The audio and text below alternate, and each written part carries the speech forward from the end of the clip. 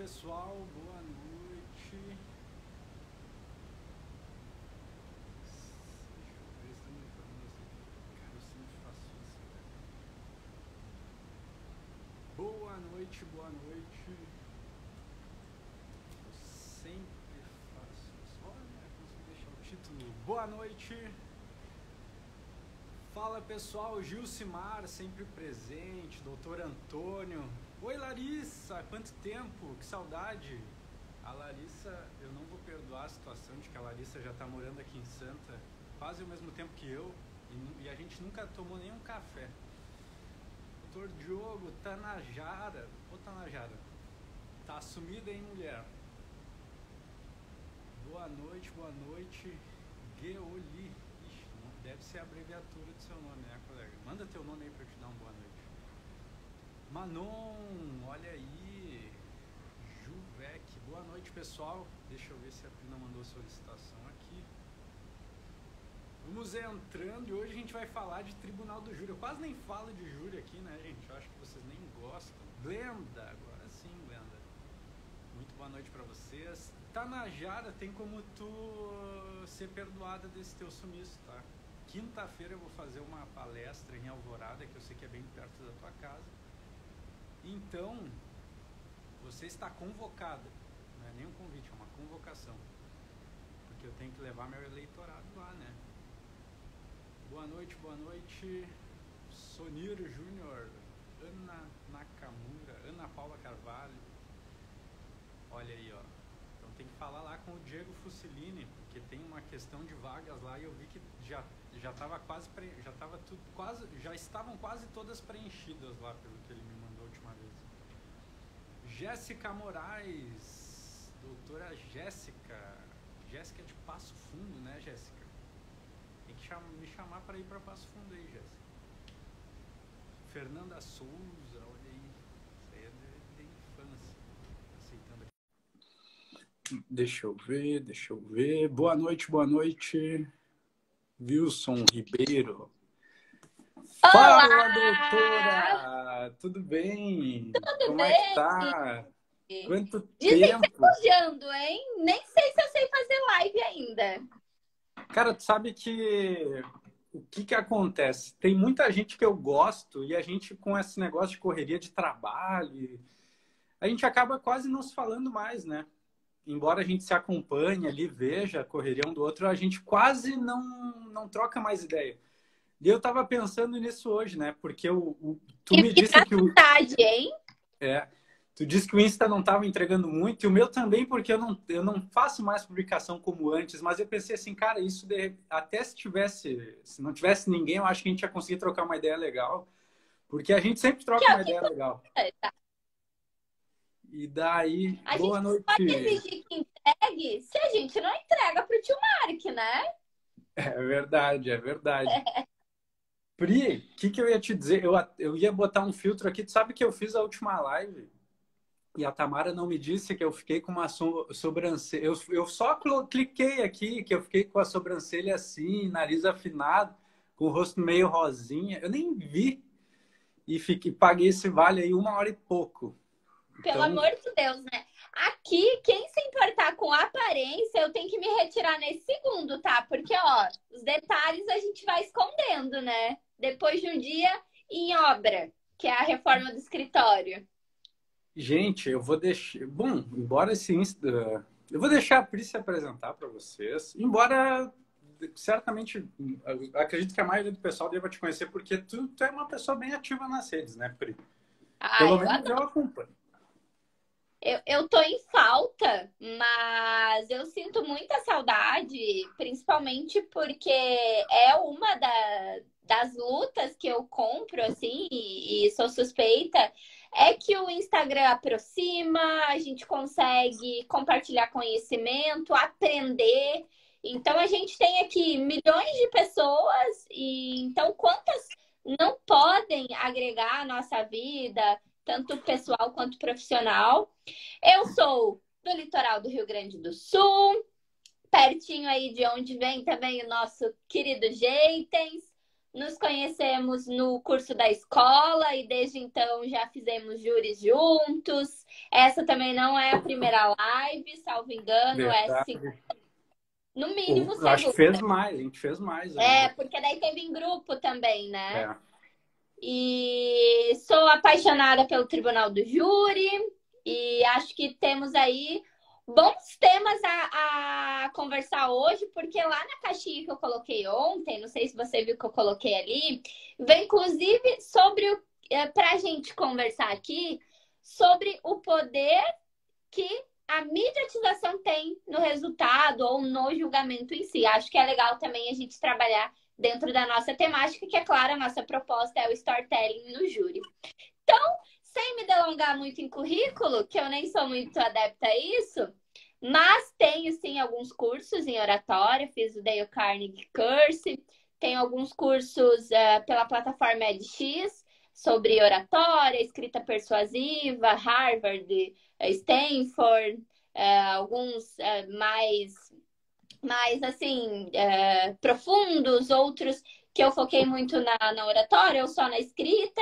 Então, acho que a gente tem algo aí a compartilhar essa noite, mas Cara, não focar no currículo, mas sim, eu sou da prática, né? Eu sou do Vida Como Ela É. ó, acho que teu esposo entrou aí, ó. É ele?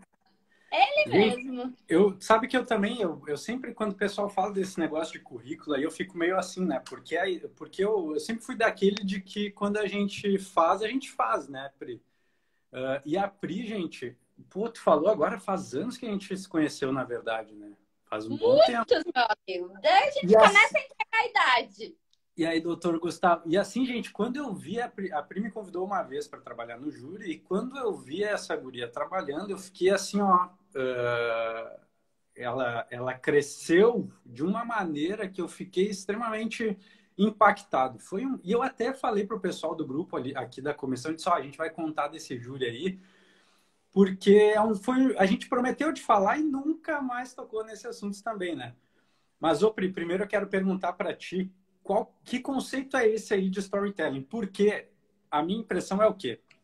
Que aí pelo menos 99% dos advogados, eles têm que fazer isso e fazem de alguma maneira, mas de forma empírica, não sabe exatamente qual o conceito e como é que funciona. Eu acho que tu vai até poder me ensinar, porque eu acho que eu me incluo nesse grupo aí.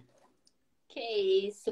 Não é figurinha trocada, hein? Mas eu já conhecia o teu trabalho, tanto da escola, que vem de uma filosofia que nós temos em comum, mas também aqui do Insta, que a gente acaba divulgando o nosso trabalho. E da mesma forma, fiquei encantada com a tua apresentação da exposição jurídica. E acho que nisso eu já posso pegar um gancho do que é o storytelling. É a envolvência, é a narrativa de uma história de um modo que entrelaça o espectador, né? E que eu brinco assim das minhas palavras, dá o tesão de ouvir a pessoa falando, dá vontade de continuar escutando. Então, o storytelling tem tudo, absolutamente tudo a ver com o júri, porque a gente tem que ter a consciência de que o processo nada mais é do que uma história complexa, tensa, rígida às vezes para contar. Então, se a gente tem uma narrativa de história envolvente, a gente consegue sugar só o que nos importa estrategicamente, mas também para que o jurado leigo se aproxime da história. Por quê? A gente tem sempre que entender que a defesa vem depois do que é num plenário, se tem vítima, se é uma tentativa, obviamente, se tem testemunhas, ou às vezes até a defesa está sem testemunha e daí tem só de acusação. Então vem depois de muitos atos que na maioria das vezes são totalmente desfavoráveis. Então a gente chega já muito assim estigmatizados. E fora todo preconceito que tem de um réu. Ah, se tá ali no banco dos réus é porque é culpado. Né? Então, o indúbio pro réu, a presunção de inocência, ela muitas vezes não é compreendida pelo jurado leigo, pelo cidadão que está ali sentado e que é quem vai sentenciar, quem vai julgar. Então, o storytelling é isso, em palavras muito miúdas e de uma forma muito fácil de compreender, é a narrativa de uma história envolvente. Pois é. E Sabe que eu você tava. acha que tem tudo a ver com júri? Não, sabe que esses dias eu estava conversando com a Tamara, até desse último júri que eu fiz. E quando eu conto para ela, quando eu... 22 horas de julgamento. Esse foi puxado. Mas eu digo assim, ó, tem vezes que eu conto para ela, como esse, por exemplo, que ela não estava presente aí no estudo do processo, que eu contei para ela qual que ia ser a defesa, e ela falou, nossa, mas essa defesa tá boa, tu disse que estava complicada. Eu falei, mas é que a gente, assim, ó, o trabalho foi justamente, o foco do trabalho é fazer justamente isso que a Priscila falou. Se eu falei para ela, Tamara, eu extraí desse processo uma boa história. Ele não chegou assim. A gente recebe, principalmente quando a gente chega lá para o julgamento. As histórias são normalmente terríveis. É o caos ali, principalmente quando não houve uma atuação na instrução do processo efetiva, ou aqueles processos em que o réu foi acompanhado, sei lá, por pessoas que só preencheram ali a tabela para que o ato fosse cumprido, e chega lá no final, não tem uma boa história. E isso daí, eu sempre digo que não importa tu conhecer toda a prova, saber a lei que precisa ser falada no júri, se tu não tiver uma história lógica, uma história coerente, não adianta de nada, porque as pessoas elas não querem mais informação. Porque a primeira impressão que elas têm, ela é justamente a que tu falou, olha, esse réu aí tá aí é porque alguma coisa fez. Então é muito mais fácil para ela se livrar, condenar daquele peso para a sociedade, que é daquele peso que aquele réu é para a sociedade, né? A Então, impunidade. então aí vem a parte do advogado de fazer essa construção. Eu até ia te perguntar se tem alguma estratégia que tu use assim geral, ou se, porque eu não sei se tem como a gente falar disso sem falar de caso. Minha bateria voltou. Não sei, Então, daí eu Felipe, já vou te passar essa bola. Eu não sei se a gente tem como falar disso se não for falando de algum caso concreto. e acho que vem muito a calhar, porque talvez explicar storytelling contando uma história fique até mais interessante. Acho que com o passar do tempo, depois que a gente vai fazendo júris, ficando mais calejados, a gente começa a ter um roteiro próprio. Então, cada um tem um perfil, cada um tem uma prévia de roteiro, eu sempre brinco. Até esses dias eu fugi do meu cronograma próprio, porque eu não iniciei com saudação. Entrei rasgando, quebrando a regra de oratória, mas tinha todo um sentido para minha tese, né? Mas assim. Não, mas como A é que tu ideia fala que isso e não vai falar o que aconteceu? Quero saber não, vou como assim. contar. Calma, essa é a história que eu vou contar. Mas eu acredito que todos nós, depois que a gente começa a ter ali uma dezena, um número X de júris, a gente vai tendo um roteiro próprio, uma forma de apresentação. Então, a saudação, gente, a primeira vez que eu fiz a minha saudação, eu escrevi 2, 3 vezes, eu ensaiei várias vezes. Hoje em dia é igual, né? Eu mudo ali entre linhas, mas tem todo já um esqueleto pré-pronto, óbvio. A gente não chega com nenhum júri pronto, não existe isso. Por mais que o processo seja idêntico, a tese técnica seja igual, nunca é o mesmo. Mas, enfim, trocando assim, por cima, eu tenho um roteiro, sim, mas o que a gente tem sempre que ter a noção? É a história que vai mudar o jogo de um júri para o outro. Então, o que eu fiz nesse julgamento que eu não iniciei com cumprimentos?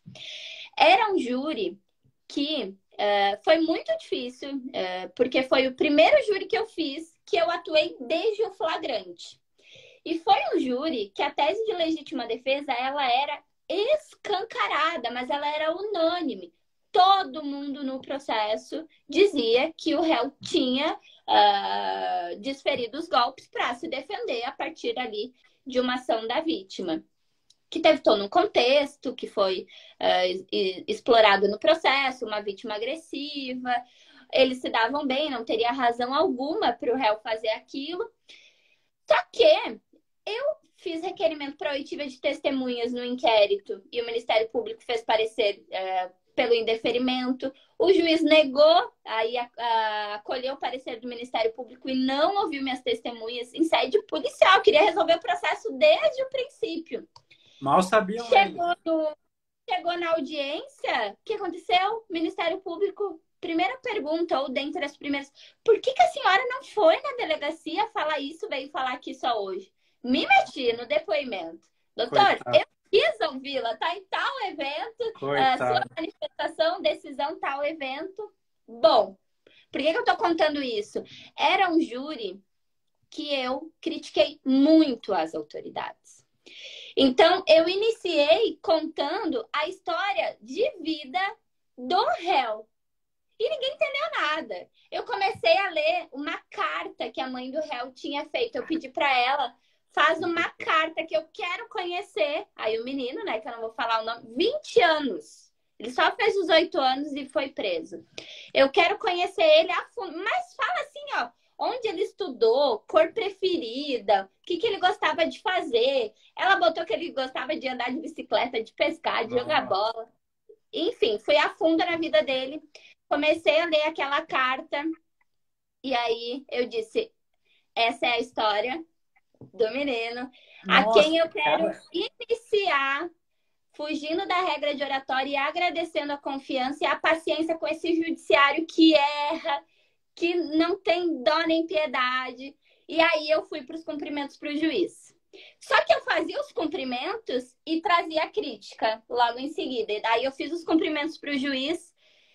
E aí que eu digo que foi a dificuldade desse júri. Porque eu fiz uma crítica olhando para os olhos do juiz. E aí eu disse, Excelência... Era o mesmo Vinícius? Sim, mesmo. Tem todo o meu respeito. É um juiz que é de trato fino, que nos acolhe aqui, né, em todas as sessões plenárias, enfim. Mas pá, errou em tal decisão. Aí em seguida eu ia para o Ministério Público, mas pá, sabe? Então, assim, foi muito difícil. Mas aquele júri, eu tive que inverter a ordem dos atos. Porque eu precisava tirar todo aquele ranço que os jurados estavam do réu. Cara, que era uma história desde o primeiro dia. Eu cheguei a arrepiar, eu adorei demais. Foi lindo, foi muito legal, foi muito especial esse júri, vai com certeza ficar na minha história aí. Então, é muito isso. Eu tenho um lema de vida, né? Que é fazer diferença fazendo diferente. Então, assim, ó, todo mundo espera que inicie com oratória, que inicie com cumprimento. Então, tu já quebra uma barreira. O jurado já vai ficar, opa, o que tá acontecendo? O que tá acontecendo? Ela não vai cumprimentar ninguém. Cara, que legal, velho. Tremendo. E aí, nossa, nós temos N histórias, né, Felipe? Tenho certeza que você tem várias também interessantíssimas para contar. Não, achei demais. Sério, eu achei demais a tua ideia, porque assim, ó, e é engraçado que eu te ouço e a gente pensa muito parecido. Porque eu sempre penso justamente nisso, né? Em como quebrar o padrão. A gente tem que quebrar o padrão para trazer a atenção. E quando a gente quebra o padrão, traz a atenção, tem justamente que trazer alguma coisa interessante ou diferente, né? Para as pessoas pensarem, como assim? O que o advogado está fazendo? O que é isso, né? Porque até que jurados que já participaram do júri, eles esperam uma ordem, eles já sabem mais ou menos o que vai acontecer. Só que é que eu digo, é uma atuação totalmente fora do padrão. E eu tenho convicção disso, que o normal, a gente sabe o que é o normal. E isso já quebra. Eu vou te dizer que todo júri eu fico pensando justamente nisso, porque tem plenários que nem tu falou, quando tu entrou, a sensação provavelmente que tu teve era que existia uma carga muito negativa para cima do réu e precisava ser contada aquela história. E eu sempre fico pensando, cara, depois que eu organizo prova, depois que eu organizo a minha estratégia, eu penso, tá, e agora como é que a gente vai quebrar, como é que a gente vai trazer a atenção? Como é que a gente vai construir nesse sentido? E até eu vou até entrar na história daquele júri que a gente prometeu, porque aquele júri era uma tentativa contra policiais Polícia. militares. E o contexto da denúncia era justamente o seguinte, de que o nosso Meu assistido, nosso... Meu Oi? Deus. Era horrível aquele processo. Cara, o cliente que a gente atendeu, ele estava sendo acusado de ter sido contratado, né, para ir até um presídio ajudar numa fuga de Do outro, sistema prisional. do sistema prisional. Só que nessa rota de fuga, existia uma barreira da polícia e onde houve troca de tiros e ali, tanto ele quanto o outro acusado foram acusados da tentativa. Não lembro quantos policiais eram. 3, Eram três. E eu lembro que até o promotor do caso, ele já havia sido 4. policial militar. Kelvin estava assistindo, então podemos confirmar essa informação. Ele estava assistindo, ele lembra, imagina, cara, eu não lembrava que era tanto policial assim. E assim, ó, gente, para quem não está acostumado, quando você vai fazer a defesa de alguém que é acusado de tentar matar policiais, é complicado. É complicadíssimo, na verdade, porque o senso comum ele diz o quê? Que a polícia ela tá lá para nos proteger. E se alguém atenta contra a polícia é porque que a pessoa ela deve ser eliminada da sociedade, praticamente, né? Só que existia toda uma construção, é justamente e outra, né? A construção ela surgiu no dia que a gente trabalhou, porque até então não existia a construção. Eu não sei se tu quer falar mais um. Eu vou deixar para tu falar, senão eu falo Não, demais. Felipe, a tese do dia começou com a sua pessoa, então faço questão de ouvir. Então eu vou falar. Então, gente, a questão era a seguinte: existia eu não lembro, eu acho que ele não tinha antecedentes, né? Não, não tinha nada. E ele Mas o correto. estava E umas horas antes ele estava numa comemoração porque um candidato político tinha sido vencedor ou ele estava prestes a participar de uma eleição, mas enfim, era um rapaz que era conhecido, era uma cidade pequena e ele estava numa festa ali com o pessoal confraternizando. E a nossa versão foi de que ele recebeu um pedido de um conhecido para que ele desse uma carona para alguém que não conhecia muito bem a cidade. E ele, na inocência, ele foi até esse lugar e chegando lá, ele percebeu essa ação que estavam ajudando o outro lá a fugir do sistema prisional. E daí, só que ele era o motorista e os policiais falaram que ele era o motorista e nessa fuga e o que acontece? Eles foram pela estrada, ele disse que quando ele enxergou a barreira policial, ele quis parar e a polícia ainda disse isso, que o carro, quando viu a barreira, deu uma reduzida. Mas a nossa tese foi de que o que estava com ele estava ameaçando ele dentro do carro e falou, ou tu vai ou tu morre.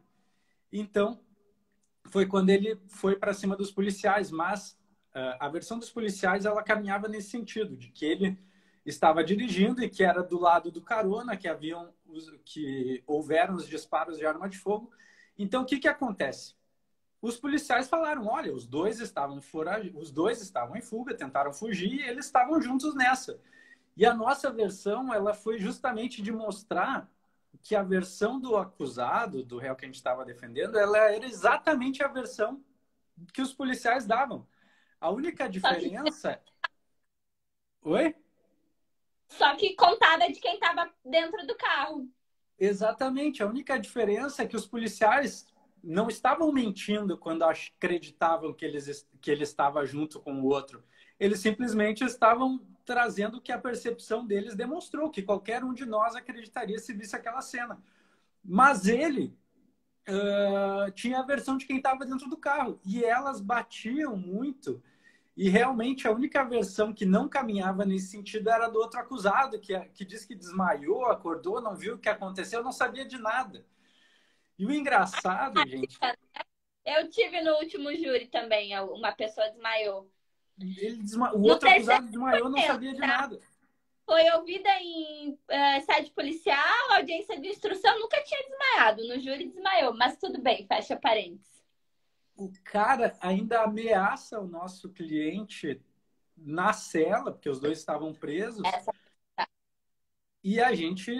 E olha, e daí foi justamente isso. E houveram algumas questões muito interessantes que eu acho que a gente tem que falar. Que uma é em relação ali a. Teve aquele episódio que a juíza disse que eu não ia fazer o júri. Tu lembra disso? Uhum. Ah, o doutor não vai poder fazer o júri. Sim, Teve o agente policial a dizendo pena. para a gente ir de uma vez, que ele tava, que ele não tinha o dia todo para ficar ali enquanto a gente conversava com o acusado. E teve a situação peculiar de o Correio Foi o ser ato, o foi Correio o estava ato, sendo júri, qual tu diz? a intimidação na cela. É verdade. E teve a situação de que o Correio estava sendo. A defesa do Correio era feita pela defensora pública e, sem motivo nenhum, a mulher foi lá e começou a querer meter o pau no nosso acusado. E daí a gente olha assim, meu, pra quê, né? Cutucou com vara curta. E assim, gente, mas isso que a gente está contando para vocês não tava de forma clara no processo. Não existia isso assim, a pessoa leu e entendeu. Isso tudo são construções que a gente fez e o júri ele julga com lógica. Não é uma construção que é feita ao vento. A gente precisa de elementos que deem suporte para ela.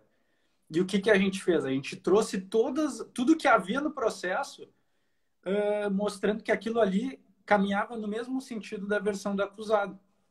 Então a gente contou essa história nesse sentido. Esse júri teve treta, né, cara? Teve treta.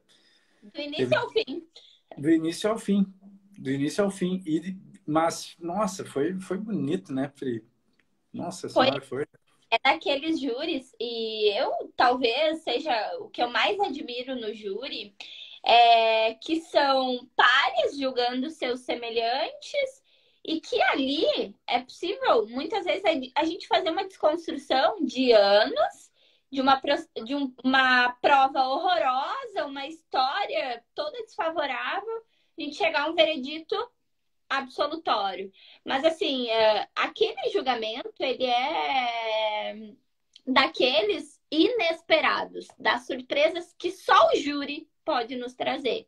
E esses incidentes todos, e unidos ali ou entrelaçados entre si, eles nos engrandeceram de algum modo, porque quando a prova é muito ruim, quando o processo assim é muito difícil de trabalhar, porque na verdade nós não tínhamos, digamos, uma tese das melhores, mas assim, cada situação que foi acontecendo foi nos engrandecendo.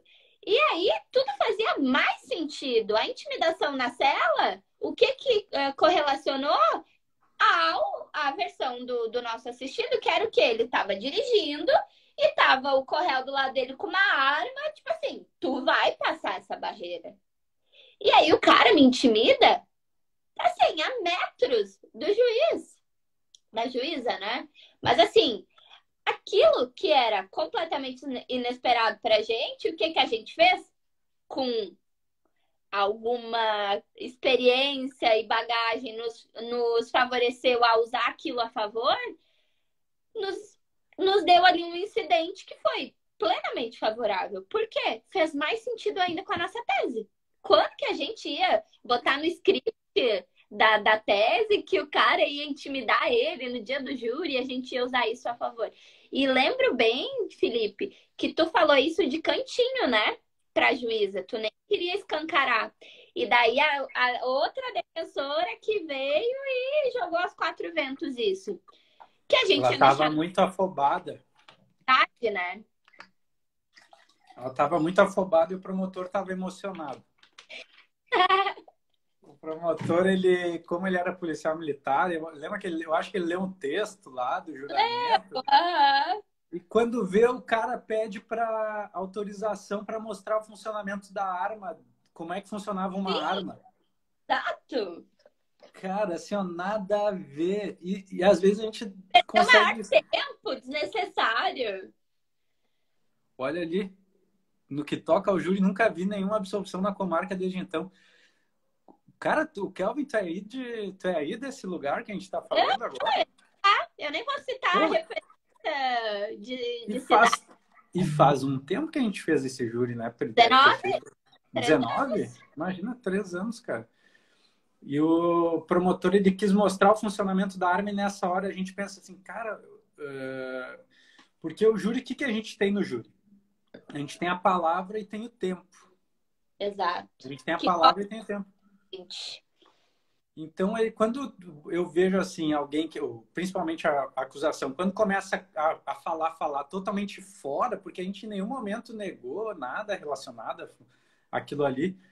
Então foi algo bem. Foi uma construção. E assim, gente, a gente falando assim, pode até parecer, nossa, mas estava tudo caminhando porque vocês estão dizendo, mas é porque a gente está contando. Eu até ia procurar a denúncia, porque se a gente lê a denúncia, o que acontece quando a gente lê a denúncia, quando a gente recebe um caso? A gente olha assim, putz, Dá normalmente vontade. é só tragédia, é só caos, e normalmente, eu não sei se por estratégia acusatória, normalmente as motivações vêm de modo que pareça que é muito pior do que realmente é. Então, isso tudo faz parte dessa construção. Sabe que o último júri que eu fiz aqui lá no Rio Grande do Sul, eu estava pensando assim, como é que eu vou... Porque lá, nessa comarca, até foi em Alvorada. O promotor, ele é bastante... Ele é um promotor inteligente. E ele faz todo aquele discurso, né, aquele que a gente conhece, o MP, o promotor da Isso. justiça, não sei o quê, e daí os réus eram de acusados que eles já haviam sido condenados juntos por outro homicídio. Então tu já pensa, né, que ele tinha um prato cheio. Mas existiam muitos elementos ali obscuros naquela acusação e eu pensava, cara, como é que eu vou trazer a atenção dos jurados? E eu lembro que na denúncia, e é engraçado que muitos fazem a denúncia e esquecem às vezes que ela existe, né? Começam a fazer uma acusação como se fosse como se houvesse uma liberdade para acusar qualquer coisa. Não é sempre que acontece, mas muitas vezes eles saem do que está proposto por eles mesmos, né? E havia uma versão que falava que o réu era um elemento que estava na bicicleta ali próximo da vítima, que chegou uma pessoa, que perguntou ali algumas informações, quando começou a alvejar a vítima. Só que ele nunca mais no processo todo falou disso. E daí a gente começou o júri, eu comecei falando, o que o promotor não quer falar é do carinha da bicicleta. E ele faz todo sentido. Tipo assim, eu quis trazer algo que parecia não ter sentido nenhum. Vocês vão ver por que esse carinha da bicicleta que vai... Que o contexto envolve a participação desse sujeito e tal. Eu quis que os jurados eles pensassem assim, pô, mas eu sempre penso assim, ó, que eles têm que pensar assim, ó, mas que merda é essa? Que é isso?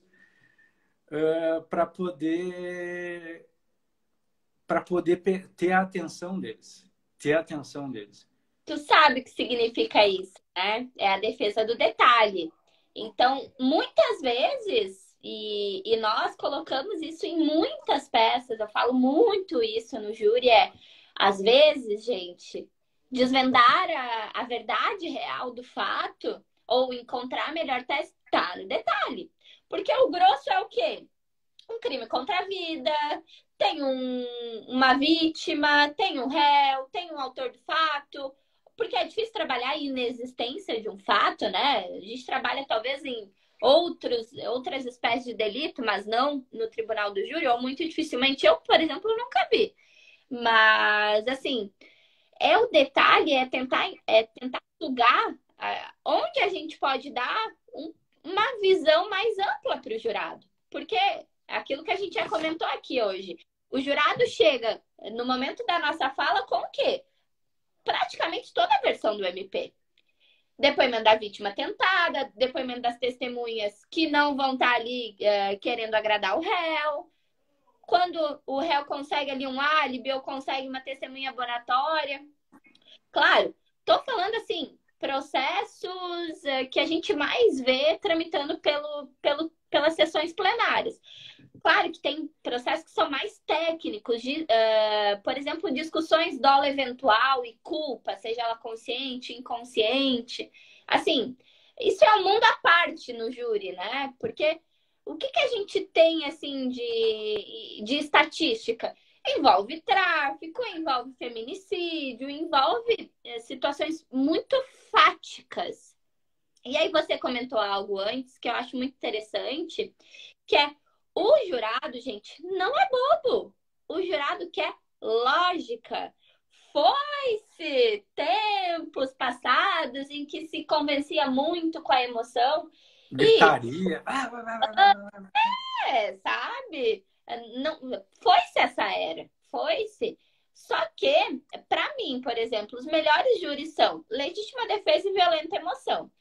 Claro que tem muito a ver com a nossa CNV, comunicação não violenta, com explorar maneiras de usar o storytelling mais para o lado emocional. Mas, assim, storytelling também é razão, gente. Então, assim, ó, o nosso cérebro, ele precisa entender, ele precisa ligar os pontos. Nós precisamos de coerência. Não adianta a gente ir lá, tentar explorar uma tese toda voltada para uma emoção e esquecer da razão. Ou falar só tecnicamente e esquecer da emoção. A gente tem que linkar tudo e aí usar, né? O ethos, que é a razão, usar a emoção. A partir disso, pegar referências de poema, de poesia, de música. Eu faço loucuras, né? Tu deve ver aí, eu faço de tudo. Até tirar calçada eu já tirei. E o pessoal dá risada. E eu conto já sobre tirar o calçado de propósito. Eu quero saber também essa história. Ainda bem que tu lembrou. Olha só, aquele júri, Felipe, era um júri desses que, se contar, ninguém acredita. E eu vou contar algo aqui que é horrível, tá? E que eu não indico pra ninguém, eu não tenho orgulho nenhum disso. 5 dias de júri. Sabe quando que nós encontramos a tese que foi explorada ali nas nossas 2 horas e meia de júri? Na madrugada do 4º dia.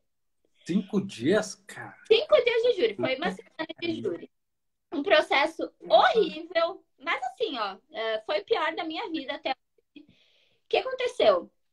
Eu tinha toda uma linha de defesa que não deram ouvidos para o nosso cliente, porque teve toda uma questão cultural, teve toda uma política envolvida, então eles queriam omitir dados também que iam contra um investigador, que o investigador queria subir de escalão, enfim.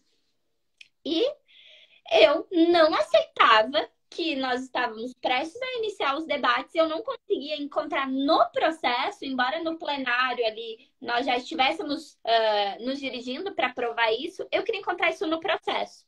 Para que não ficasse aquilo, eles só estão dizendo isso no júri. Uhum. Bom, eu pensava, não, tem que ter alguma coisa. Bom, viramos aquela madrugada e nós fizemos uma edição de vídeo em que tanto na fase policial quanto nas audiências, quando ele ia falar, e ele tinha toda uma dificuldade de comunicação porque era um índio, quando ele ia falar o que tinha acontecido naquela noite dos fatos, aí assim, o meu mundo se abriu, sabe? Quando vem, assim, aquela luz do fim do túnel. E aí eu 1000 vezes passando aquele depoimento e eu me dizendo, não, tá aqui, tem que estar aqui. E aí ele fala assim, ó, não, eu quero falar sobre o que aconteceu aquele dia. E o investigador fala assim, ó, o investigador fala, não, isso deixa para depois, agora eu quero saber tal coisa, que era um outro fato. Bom, aquilo ali desmanchou o Ministério Público. Por quê? Toda a nossa linha era que a versão criada pelo investigador era para omitir ali erros da investigação, que daí eu não posso entrar em detalhe, porque é muito pesado. Mas foi também um júri de muitas críticas à investigação. Só para ter uma noção, tá? O depoimento desse investigador durou 8 horas. Não acabava nunca. Então, assim, foi no detalhe. E foi uma situação que a gente queria provar algo que já tinha acontecido desde o primeiro interrogatório, mas que eu precisava escancarar isso. Sim. E E aí, a partir daquilo ali, foi eu me engrandeci, sabe? Ali a gente criou força, ali a gente criou coerência e lógica na tese. Mas aonde veio o tirar o calçado, né? E nesse júri eu usei, acho que de todas as estratégias. Nós fizemos a careação, porque uma testemunha e uma vítima falaram situações muito importantes para o fato, divergentes. Nós teve a careação, essa situação. Aí eu estava chegando um dia no terceiro ou quarto dia de júri, cheguei no bar da universidade e vi uma pessoa lendo um depoimento. Achei estranho. O que eu pensei? Se for a testemunha para iniciar o depoimento, eu vou botar isso no telão. Se não for, não é nada da minha vida, mas eu não vou perder a oportunidade. Depois chegou a moça, porque eu não conhecia, ela não tinha prestado depoimento anteriormente. Chegou a moça, era a do restaurante. Sabe o que eu fiz? Olha só. Tirei a foto e passei para o cartório colocar no telão quando eu pedisse. E daí eu perguntei para ela. Ela respondeu todas as perguntas do MP, era uma testemunha deles. Esposa da vítima. Então imagina o peso dessa testemunha. E era ocular. Perguntei para ela, o que você contou hoje foi o que você lembra ou você precisou ler alguma coisa? Não, contei só o que eu lembro. Você veio direto aqui ou você passou ali no bar? Acho que ela falou até que passou no bar ou foi direto, enfim. Daí eu botei no telão e disse, é você? Aí, pronto, o Ministério Público enlouqueceu, né? Saltou, né? Fazer a próxima pergunta. E daí eu perguntei, você está lendo o seu depoimento? E ela baixou baixou o rosto assim e começou a rir. Resumo da ópera. Juíza suspendeu a sessão. No quinto dia? No quarto, eu acho. Alguma coisa assim. Meu Deus do céu. Que legal. Um júri que teve de tudo, de tudo. E aí, quando nós voltamos, né? Aí eu tinha que retomar as perguntas, né? Aí o promotor disse, doutora, agora não pode ler depoimento. Doutor, não estou criticando o ato dela ler o depoimento. Só queria saber se ela estava lendo depoimento, mas agora a senhora acabou de me confirmar que ela estava lendo. Enfim, nesse júri também, o nosso réu começou o interrogatório dele muito mal, mas muito mal. O que aconteceu? Ele tomou remédio, ele estava muito nervoso, era um júri que teve muita repercussão, e aí ele tomou remédio e ele estava assim, desconexo. Então ele tinha que falar a verdade, ele chegava a falar algumas coisas assim que fugia, porque aquela sede olha, eu preciso resgatar a minha liberdade, eu preciso resolver esse processo logo. Todo aquele fardo que ele tinha vivido. Pressão, imagina a pressão também, né? Pressão total, total mesmo. E aí, olha só o que aconteceu. Ele estava com a arma em punho, ele deu um tiro para dispersar os rapazes que estavam vindo contra ele. E ele já tinha prestado um depoimento nesse sentido. Ele não foi me dizer no júri que ele não estava com arma. Puta que tamanha o efeito da droga. O que eu fiz? Eu vendo que aquilo estava fugindo total do controle. Doutor, ele só vai responder agora a partir de agora ele só vai responder a defesa. O Ministério Público ficou louco. Mas sabe por quê? Para variar, né? Quando eu vi eles mexendo no notebook, eles estavam indo colocar no telão o depoimento dele em juízo, para perguntar se ele estava mentindo no júri ou ele tinha mentido na audiência. Aí a juíza suspendeu a sessão, porque a gente já estava, sei lá, quase 1 hora de interrogatório. Aí eu sentei na frente dele e disse, só a verdade, se não sai daqui agora, eu quero só a verdade. A verdade. E eu começava a me impor pra cima dele, sabe? E eu dizia, tu tava com arma, não tava? Pra ele entender que ele precisava falar, sabe? Ele tava, ó, rapaz. Bom, me alonguei aqui para agora então contar o foi a história de tirar o calçado. Já adiantei que eram índios. Então fiz toda uma construção de pensamento de que eles não deveriam estar sendo julgados pelas leis dos brancos, porque a comunicação era muito difícil, tanto que eles chegavam a falar algumas coisas que a gente entendia completamente errado. E daí nisso, claro, né, que eu emendei ali com alguns erros do interrogatório dele, para tentar justificar. E aí eu confesso que já estava com dor no pé também, me aproveitei um pouco disso. E é instinto, né, Felipe? Eu acho que quando a gente está em estado de júri, eu me baixo no estado de júri assim, que eu sou outra pessoa. Então, no dia a dia, você vai me ver falando gíria, palavrão. Não sou a mesma pessoa. Mas lá é um estado total, assim, é uma entrega absurda. E esse é um outro júri que foi uma narrativa muito interessante. Primeiro porque era cultural, porque tiveram vários incidentes. E nesse dia eu usei poesia e tirei os calçados. Então, já dá uma história aí para a gente propagar também, incentivar o pessoal a usar assim. Cara, é muito legal de te ouvir, Piri, porque, que nem eu falei, é a questão aquela de pensar fora da caixa, né? E de conectar, fazer os jurados se conectarem ao que tu está trazendo de alguma maneira. E assim, ó, o falar é só uma maneira de se comunicar, né? Eles visualizarem, eles sentirem a tua tese, reforça ela de uma maneira muito, muito grande. Toda vez que a gente tem a possibilidade, e aí eu acho que está a maior, não sei, eu não digo dificuldade, mas um dos maiores trabalhos que a gente tem de fazer, tá, como é que eu faço eles, sabem, estarem comigo nessa? Como é que eu faço eles sentirem? Como é que eu faço eles... E aí eu te confesso que tem vezes que, olha, que eu não durmo pensando nisso, sabe? Não durmo.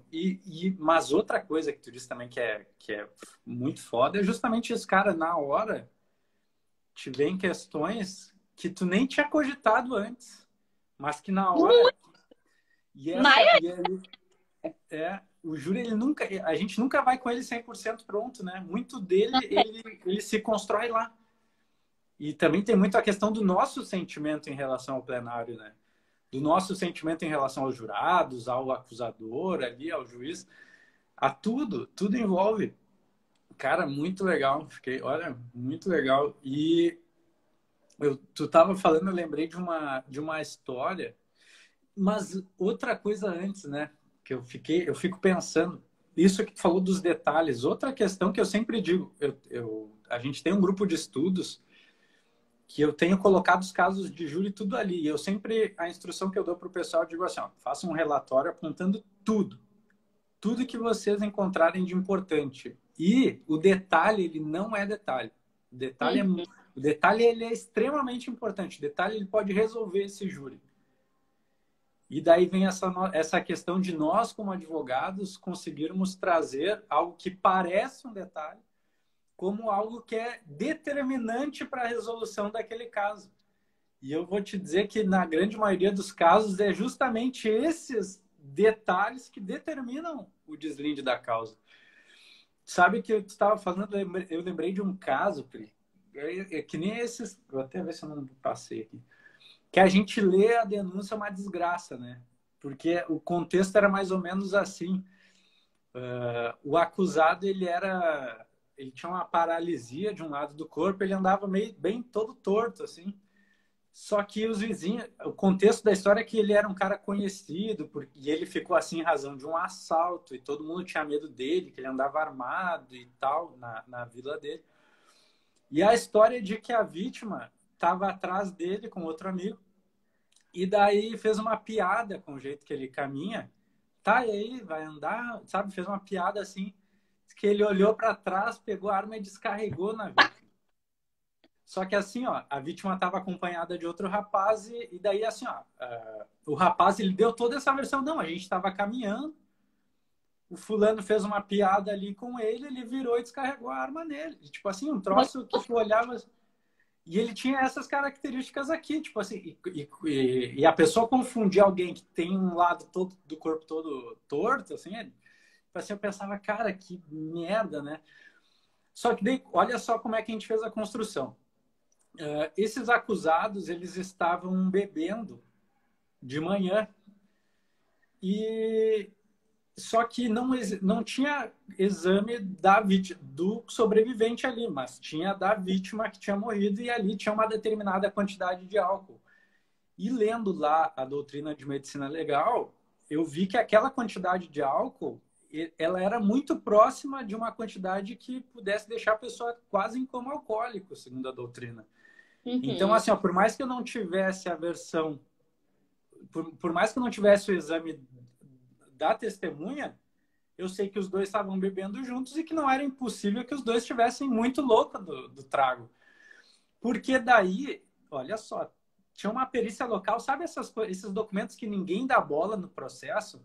Tinha uma perícia local dizendo que os agentes chegaram no local, conversaram com as pessoas, com familiares e esse amigo que disse que estava junto o tempo todo, ninguém ouviu ele.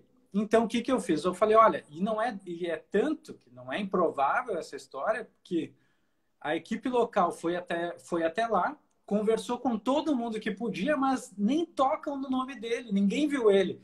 Então, Que tá... vocês imaginem o estado que ele não estava, porque o que acontece? Até para dissociar as características do réu que ele tinha dado, só que o que tinha de bom era que tinham duas testemunhas lá, abonatórias, e uma delas disse, não, eu lembro dele desse dia que ele estava podando a árvore na rua. E daí o MP disse, não, isso daí veio só para safar a cara dele, porque não faz sentido nenhum, e não sei o quê, não sei o quê. E daí eu trouxe justamente essa questão, olha, a gente tem uma pessoa idônea, que lembra da história, que nunca cometeu crime, que ela podia estar muito bem sentada aí no banco dos jurados. E agora a gente tem um MP tentando fazer uma imagem totalmente negativa dela. Então não se confundam, que se vocês estivessem aqui na melhor das intenções, não para ajudar um bandido, mas para ajudar a solucionar um caso para a justiça, que esse promotor não ia estar tentando ferrar com vocês também. Cara, e a gente fez uma construção assim, que assim, ó, não tinha. Os autos eles eram uma desgraça. E o réu ele saiu absolvido. Assim, ó, foi também um dos júris que eu lembro assim que foi uma das construções mais, sabe, boas, assim, que tem vezes que dá, né? Só que e eu digo no sentido assim de que era um troço totalmente diferente, tava tudo caminhando para um sentido ruim, mas esses detalhes ali, que nem eu falei, não tinha um documento que comprovasse que a testemunha tivesse fora de si, mas a gente pegou pequenos pontos ali e desconstruiu aquilo ali que o MP tinha. Nossa, e esse acusado ele já tinha sido condenado, eu acho, se eu não me engano, ele já havia sido condenado por homicídio. E ele tinha sido processado por tentar matar uma das testemunhas do processo. Cara, era assim, era uma bagunça, mas Né? é, Tanto da vítima quanto do acusado, eu vejo que isso é um fator dos preponderantes assim, no processo. Quanto isso sobrecarrega o réu, se ele tem antecedentes, e o quanto isso a gente pode contextualizar muitas vezes. Exemplo, uma situação de legítima defesa. Nesse júri que eu comentei da legítima defesa, que eu não dei, talvez, o detalhe mais importante, que foi só o que o MP se apegou, esse que eu fiz a crítica às autoridades. 27 facadas o réu deu na vítima. 27 facadas. 27. Então, o que eu leio isso aí já me dá um troço. Não. E essa informação veio às vésperas do júri, não tinham juntado o laudo pericial ainda. Mas assim, para isso para nós não mudou em absolutamente nada, porque foi legítima defesa. Mas o que a gente tem que entender? Claro, algumas omissões são estratégicas, mas uma omissão também pode ser um tiro no pé. E o que eu argumentava para tentar explicar que a desproporcionalidade, que é um requisito imprescindível para a legítima defesa, ela não pode ser desconhecida pelos jurados, porque a gente tem que conectar a legítima defesa, e eu faço muito isso, com a violenta emoção. Então, assim, é irracional que nós obriguemos alguém ali num estado de ira, de salvaguardar a sua vida, que saiba que existe uma excludente de licitude, que a legítima defesa tem seus requisitos. Nem o estudante de direito sabe isso aí direito. Exato. Então, assim... Nem a gente tem que ler toda hora. E vocês sabiam que existe esse requisito? E, claro, aí o que a gente explica, né? Olha, o que é a proporcionalidade? Deu um tapa, dá outro tapa. Deu um tiro, uma proporcionalidade não é 5, 10 tiros contra, para reação, né? Contra ação. Mas nós somos humanos. Corre sangue nas nossas veias, né? Aí a gente já começa, né? Que legal. Cara, mas é aí que é a parte boa. Voltei. Mas assim, eu fiz todo um emaranhado da prova do processo, uma perícia incontestável, que é, olha, nós temos 27 lesões. E aí, o que aconteceu? Tinha uma situação ali do momento que eles caíram no chão. E aí a vítima tinha ferimentos também. Voltei? Caí de novo? Voltou. Certo. Eles começaram a ficar no enrola-rola ali no chão, que justificava as lesões na frente e atrás no corpo da vítima. E isso só demonstrava... Deu? Deu. É alguém enlouquecido me ligando. Então, isso só mostrava mais ainda o quanto o réu precisou se defender. Porque eles ficaram ali no... E aí, eu acho que a legítima defesa casa muito com violenta emoção e que a gente precisa, sim, explorar elas duas juntos, sabe? Até porque, se for o caso, ou em última circunstância, vira uma privilegiadora, né? Vira um privilégio, aliás. Sim. Sabe que disso que tu falou, eita, agora fui eu. Duas coisas me vieram na cabeça. Até eu digo isso porque tem muita gente... Até a Tanajara falou, eu tenho medo, quero ver... Ainda mais medo. Ouvindo vocês, tem mais medo de fazer o primeiro júri. É só convidar a gente, doutora, que a gente vai lá e faz contigo. Olha aí. E aquela questão das facadas, normalmente o MP vê isso, né? Ele vem com essa denúncia de 19, 11, 20, 30 facadas e muitas vezes os promotores se apegam tanto nisso e não vão lá ver que no laudo são facadas superficiais, daqui a pouco teve uma ou duas fatais. Então, eu acho que na maioria das vezes que eu trabalhei com facadas, se não todas, eu fui para um júri em que o promotor estava crente que aquilo ali era o suficiente para uma condenação e não fez um estudo adequado onde a gente conseguiu demonstrar, olha, por mais que se tenha trazido essa situação, na verdade não é assim, não. Na verdade, isso demonstra tranquilamente o contexto que a gente traz ali de briga ou de legítima defesa e que uma só que foi a fatal que fez realmente cessar ali a agressão. Eu falei que eram duas... Perdão. Não, pode falar. Principalmente o contexto de que somos humanos e que nos é permitido, nesse caso, até o desconhecimento. No sentido de que, olha, talvez nem vocês, jurados, sabiam esse requisito de proporcionalidade que é imprescindível para ser caracterizada a legítima defesa. Então, imagine no momento de ira, de emoção, de... É impossível, né? Mesmo. A gente tem a frieza de calcular, mas os promotores, eles acham, olha, eles acham que a gente tem que ter a frieza. E, olha, isso aí é normal. Eu lembrei agora, tinha me fugido da cabeça, mas eu lembrei da segunda questão que eu queria falar. Que o jurado, gente, eles... No final das contas, o que aconteceu? De forma bem grosseira. Estão acusando alguém de um crime. O jurado ele quer saber, tá, mas o que aconteceu? Quem são essas pessoas? O que tem de prova? E é nesse núcleo que a gente tem que levantar uma lupa, porque muitas vezes não é incomum que se perca muito tempo dando voltas em questões nada a ver.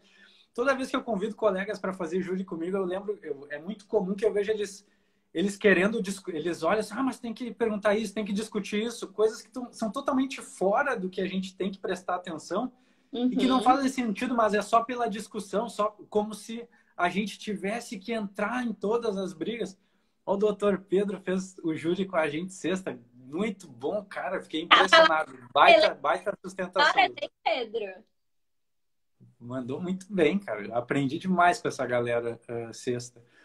Então, assim, ó, o que o jurado quer saber? Tá, matou por quê? Como é que foi? Ah, foi facada, mas, sabe, faz sentido, se ele tá todo lanhado atrás, faz sentido que tenha sido uma briga que foi pro chão, que eles rolaram. Então, assim, ó, no final, é muito interessante até conversar com o pessoal que é leigo, que é de fora, para ver, ó, faz sentido isso aqui que eu tô sustentando, que eu tô trazendo, porque a gente, às vezes, a gente tem uma visão muitas vezes contaminada, mas para não se apegar em questões, às vezes, que não estão nesse núcleo, que não vai fazer, que o jurado ele quer saber de uma coisa. Tipo, ele matou a mulher, tá, mas ela traiu com quem? Lembra aquele... No Netflix tinha agora o seriado, eu esqueci do caso, mas é daquela que picotou... Que tu via aquele júri, daí tu, sabe, eu pelo menos ficava o tempo todo, nossa, daí vinha a questão acusatória, e você, nossa, daí vinha a defensiva, eu pensava, nossa, o jurado, ele tá nisso. Olha, no caso dos 27 facadas, se não me engano, a vítima fatal estava sob uso de álcool, achei que fosse. Estava. Claro, tem vários. O caso ali. Que aqui a gente fala muito por cima, né? Esses exemplos práticos todos de júris reais, não trouxe nem metade dos elementos que nos chegaram até a tese, né? Mas esse da Matsunaga, ele talvez tenha vindo até para me lembrar de uma pergunta que a gente tem que conversar ainda nessa live, hein? Que é a influência da mídia, a mediatização nos julgamentos. Essa foi uma pergunta. Eu não quero esquecer, eu estava procurando aqui um papel em branco que tem algo que eu faço bastante também nos júris e o pessoal geralmente gosta, que é aproveitando essa pegada de storytelling e contar a história um pouco diferente para chamar atenção. Quando o réu é primário, geralmente eu faço uma dinâmica que é um papel em branco. Vou tentar fazer aqui, mas eu não vou encontrar. Bom, enfim, eu pego um papel em branco e no meio desse papel em branco eu faço um marca-texto colorido. O que é esse marca-texto colorido? É o fato do processo. Então, eu faço toda uma construção de pensamento de que aquela parte em branco é toda a vida do réu. E que neste dia nós estamos julgando um fato muitas vezes aleatório, que a pessoa não se colocou naquele lugar, naquelas circunstâncias, o legítimo no lugar errado, com a pessoa errada, na hora errada, ou que ela não tinha como fugir daquela situação, se é uma legítima defesa, por exemplo. E aí eu tento tirar o foco do processo e que nós julguemos também. E isso atiça os promotores, né? Até porque tem toda aquela situação do direito penal do fato, não do autor, mas a gente precisa trazer a nosso favor todo um histórico, toda a vida pregressa que dá autoridade, que dá credibilidade para o réu. Então, sim, é um fato, mas é um fardo também na vida dele ou dela isso. Ele pensa todos os dias nisso. Vocês acham que com esse histórico ele estaria aqui envolvido, por exemplo, no homicídio envolvendo 3, 4 qualificadoras? Esse não é o perfil dele. Então, de algum modo, eu estou falando a mesma coisa. Eu estou dizendo, ele é primário e esse é o único processo dele, mas de um modo que vai captar a atenção deles. É bem legal. Faz tempo até que eu não faço isso. Sabe que não, eu vou ter que olhar essa live depois para anotar, porque é engraçado, a gente está sempre buscando maneiras de explicar, justamente por isso, né? A gente quer que os jurados visualizem. E eu estava tentando, eu enxergando ali o que tu estava falando. E eu lembro que logo que eu comecei a atuar, acho que para o primeiro júri eu comecei a procurar material e olhava muito vídeo na internet. E eu lembro que eu vi um vídeo, acho que era do Márcio Tomás Bastos, em um júri simulado com o Tardelli, que ele Uhum. falava da verossimilhança das alegações e dizia, e era um caso de legítima defesa de terceiro, em que ele falava assim, ele nunca matou antes, depois desse fato também nunca matou, o promotor quer trazer ele como se fosse um assassino frio e calculista, e ele pontuava justamente essa questão do fato isolado. E eu vi isso lá atrás e até hoje eu lembro e volta e meia eu alego essa questão, mas eu gostei da tua ideia Une da os dois. Folha. Sim, porque Então, os jurados eles enxergam e fica, que nem a gente falou, exato. eles visualizarem o que tu está falando. Hoje estamos julgando o pontinho destacado, mas ele é o todo, né? Então, né, Felipe, eu sou contra a mediatização a espetacularização de um processo. E me parece, e a gente pode abrir esse diálogo para isso aqui, que a defesa vem com uma carga que é assim, uma tonelada nas costas quando o processo tem repercussão. E eu vejo que talvez esses processos que nós temos absoluções, e aí eu vi que antes aí perguntaram se o caso da legítima defesa teve absolvição. 27 facados, um contexto todo horrível, mas por quê? A tese toda estava delineada para isso. A situação desse julgamento de 5 dias também. Então, assim, eu fico pensando, até o nosso júri juntos, será que teria absolvição se tivesse repercussão? Não acredito nisso. Então, eu vejo, assim, por experiência própria e analisando os julgamentos em que tem repercussão, que a tese é brilhante, impecável, verdadeira, coerente e tecnicamente melhor. E tem, às vezes, condenação injusta, seja por vingança, ou seja por motivo A ou B, porque a íntima convicção, a gente não sabe o que leva o jurado a votar lá a cédula sim ou não.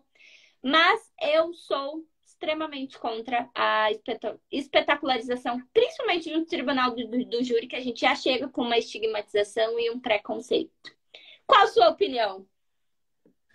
Cara, isso daí só serve para o Ministério Público. Promotor, quando é só olhar caso midiático, junta todos os promotorzinho não, com todo respeito. Junta os promotores bambambãs, porque eles querem ir lá aparecer, né? Porque, pô, que nem é que não dá para falar, né, para não ficar, para não achar daqui a pouco que é indireta. Mas é só olhar quando tem caso midiático. Agora eles estão com Sim. essa de levar os promotores que são conhecidos para o lugar e eles fazem todo. E isso aí dá uma mídia. Depois os caras têm que vender curso, eles têm que fazer. Não, isso, não que eu não. Eu tenho lá, eu fiz material lá já mas eu digo assim, ó. Isso é utilizado de uma maneira totalmente irresponsável. Totalmente irresponsável, como se aquele caso já não ninguém está nem aí para aquele caso ali em concreto, porque se tivesse a prova dos autos seria suficiente para julgar, mas se tem se aproveita ali daquela mídia porque daí aparece, tem visibilidade, chama para falar em outros lugares, vende livro, serve para muita coisa que não para o processo penal. Então eu acho que isso daí também só serve para acusador. Porque o advogado, quanto mais quietinho ali, melhor. Porque a gente sabe que o senso comum, se ele não conhece as provas dos autos, eles sempre vão condenar. Porque a manchete é sempre... ela sempre traz uma... Ela sempre traz... A manchete que vende não é a manchete que conta a verdade. É a manchete que espetaculariza, que sensacionaliza. E ela nunca vai estar posta de uma maneira positiva para acusado. E eu digo isso sem passar a mão na cabeça de acusados. Eu digo isso justamente no contexto de separar. Que uma coisa é uma coisa, outra coisa é outra coisa. Então, a gente, para a defesa, eu, sinceramente, já tive a oportunidade em vários casos de falar, de me manifestar e na maioria das vezes eu prefiro me omitir e ficar em silêncio. E eu já falei isso com clientes meus que ficaram muito preocupados com a repercussão e eu disse, cara... o melhor que a gente tem a fazer é ficar em silêncio, porque daí já daqui a pouco vem outra notícia Já vira... e as pessoas vão para essa outra notícia. Então, o que a gente mais quer é que esqueçam de ti logo, porque isso não importa em nada para o nosso julgamento. Talvez tu vá se sentir melhor que eu conte a tua versão, mas isso aqui vai ter uma distorção lá no balanço geral, eles vão meter o pau em ti igual, vão falar de mim, que eu sou advogado, estou só para limpar a tua barra. Então, isso tem que ser... Deve existir uma sensibilidade para isso, né? Tem casos que a gente fala, tem casos que não fala. A maioria eu prefiro nem passar perto, assim. É aquilo, não há... É o never say never. Então, não dá para dizer nunca, mas eu também fujo e acho que é sim a melhor solução. Até porque a gente entra, inclusive, num conflito ético com a nossa instituição. Então, também tem isso. Contra a liberdade de expressão, não é tão liberdade de expressão. Por quê? E esses dias eu estava vendo, era um marqueteiro e ele estava falando sobre a publicidade de advogados nos Estados Unidos. E aí ele estava lá nos Estados Unidos, ele passou por uma parada de ônibus, tava ali a foto de um advogado, contato. E claro, tinha palavras chulas, assim, uma propaganda muito ousada. Ah, melhor advogado, alguma coisa nesse sentido. E aí ele estava fazendo toda uma crítica sobre a publicidade que nos é praticamente proibitiva aqui no Brasil. Então, ainda nós temos uma linha ética que a gente não pode cruzar. Então, nem tudo que o Ministério Público pode usar da mídia, nós podemos. Então, é engraçado. E esse júri que nós tivemos de 5 dias, toda a investigação era explorada nos jornais. 200 policiais cumpriram mandados de prisões. Júri vai iniciar. Tu acredita que não saiu uma das absolvições? Então, assim, a gente ia ver toda uma mídia tendenciosa. E ainda tem a situação de eu não poder usar. E a gente ainda cruza algumas fronteiras. Por quê? Porque eu não concordo e se a gente também só aceitar e baixar a cabeça, aí a gente vai para onde, né? Então, é algo que a gente também tem que pensar. O advogado não pode postar tudo o que quer. E nessa situação, talvez, né, se nós pudéssemos trabalhar melhor isso, em alguns casos, talvez poderia ser diferente, mas não é a realidade. Então, a gente não pode comprar essa briga, porque nós estaremos em desvantagem. Que nem eu falei ali, mas se tivesse um caso que eu enxergasse, assim, eu pensasse, olha, se eu me manifestar em relação a isso, vai ser bom pro acusado, daí eu faria sem sombra de dúvidas, né? Não estou dizendo aqui que eu jamais... Eu faria. Se eu enxergasse, eu falei, isso aqui vai ser benéfico, isso aqui, sabe, isso aqui não vai me prejudicar lá na frente, se eu, sabe? Mas daí tu diz que no Brasil tem uma série de restrições, mas tem umas coisas que não dá nem para falar, né? Puta que pariu. Aí dá uma outra live. Isso aí não dá nem para falar em live, porque daí a gente que é jovem, advogado, fica sendo tirado para nada, né? Eu acho engraçado porque quando a gente começa a falar de júri, vem gente de tudo que é lado ficar palpitando e achar que a gente tirar a gente para aventureiro, como se a gente não soubesse, mas os caras às vezes fazem umas coisas assim, de dar vergonha. Sim. Mas também não. A minha questão também não é cada um, né? É muito complicado também a questão da crítica e aquilo de crítica construtiva é algo que a gente tem que analisar melhor também. Porque, assim, é muito complicado quando a gente critica o trabalho do outro, porque a gente não sabe o que ele falou com o cliente, a gente não sabe a perspectiva que ele teve a partir do relatório, do estudo do processo. Então, cada um tem uma visão diferente do outro, do processo. Isso pode influenciar diretamente. Eu sempre converso com as minhas colegas. Olha, tu lê o processo, eu leio o processo, tu faz teu relatório, eu meu, e vamos sentar e conversar. O que a gente comunga, o que a gente discorda, e vamos encontrar o meio termo. A gente costuma fazer tabelas de teses. Quando a tese não é escancarada, quando tem 2, 3 teses que são viáveis, a gente estuda qual é a melhor.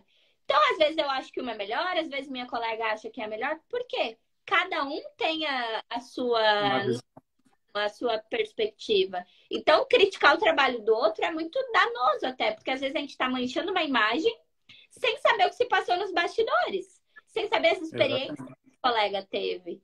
Então, e aí o que é certo e o que é errado, nem estamos certo, nem sempre estamos errados, né? Vai muito do ponto de vista mesmo. Ah, mas tá um troço que eu fico puto com isso, sabe, Pri? Porque daí, cara, é que nem eu disse esses dias, às vezes, para tipo assim, para cooptar ali o advogado, para ter como espectador, daí todo mundo tem que conhecer o júri, tem que gostar de júri, mas na hora que a gente abre a boca, na hora que a gente, sabe, eu acho, às vezes eu fico Sim. de cara. Porque nem eu tava falando pra Tamara essa semana, eu falei, cara, eu não sei que dá de gente querer justamente criticar e pior sem conhecer o trabalho, né? Sim. Mas enfim, que nem eu falei, Às né? vezes a crítica vazia, né? Mas só pelo criticar, né? Como se tivesse, como se para falar de júri a gente tivesse que ter, sei lá, 50 anos cada um tá caindo aos pedaços, sei lá. Mas enfim, Deus o livre. Nós já temos toda a entrando lá, gana, toda a vontade de fazer a gente vai lá, acontecer. a gente vai lá Estamos e sempre dá um passeio. estudando. Não É, são aventuras, né? Até é, porque até o colega que dizia como fazer. Nós, quantas vezes e ainda chamamos colegas para fazer com a gente? Porque é isso, a gente conversa, a gente compartilha, mas a gente aprende muito. Então, é ter não é nem coragem, mas essa liberdade e humildade de chamar colega para fazer junto e tá tudo certo. e ter uma cabeça de aprendiz, né, Pri? De olhar, Diariamente. de olhar e ouvir para agregar, não querendo ser melhor, não querendo dizer que o outro fez errado, sei lá. Mas porque senão a pessoa que acha que já é boa demais e que não precisa aprender mais nada, essa pessoa já era, estagnou, nunca mais vai sair do lugar. Já tá na zona de Pri, conforto. falamos, a gente saiu às ganhas do nosso tempo. Sem roteiro, hein? Mas assim, ó, gostei demais desse nosso papo. Olha, de verdade, estava com saudade de ti. Espero que em breve a gente troque uma ideia pessoalmente, seja aí no litoral ou aqui no meu litoral agora. Já E é é isso aí, teu, né? muito obrigado por ter aceitado o convite. Fiquei muito feliz com. E saiu, né? Finalmente, agora daqui a 2 anos sai outro. Felipe, agradecimento meu também, é uma via de mão dupla. Muito obrigada pelo convite. Fazia tempo que eu não fazia live, eu tô sabendo que tu também já fazia um tempinho, mas é Eu fiz sempre. esses dias com o Vinícius, mas eu tava muito tempo sem. Tu já estava desenferrujando, então. É sempre motivo. Fiz maquiado, nem vi. Eu falei pro Vinícius, pô, cara, parecia um. Vou falar. E tu não me diz? Não, mas é isso aí, sem vergonha. Sem vergonha nenhuma. Muito Então tá, obrigada gente. pelo bate-papo. E é isso aí, tu sabe que estamos juntos sempre, que possamos compartilhar aí experiências também presencialmente, porque o online é bom, mas o presencial é maravilhoso, né? Então, É verdade. o olho a olho, a nossa advocacia vem muito isso do toque, da conversa, assim, é diferente, não adianta. O presencial não é nem diferencial, né? O presencial é tudo. Não à toa, graças a Deus, júri ainda é a única coisa que não é virtual, porque os juízes não estão deixando de fazer presencial, né? Mas tentaram, né, Pri? E vão continuar tentando, vai. Mas se Deus quiser, isso não vai ser um empecilho para nós que amamos o presencial. E ele é necessário. Gente, um beijo para vocês, muito obrigado pela presença de todo mundo. Espero que tenham absorvido algo que seja útil aí para a vida e profissão de vocês. E é isso aí. Um beijão. Tchau, gente. Boa noite. Até. Manda um beijo pro Igor. Pode deixar. Até mais. Tchau, tchau. Tchau.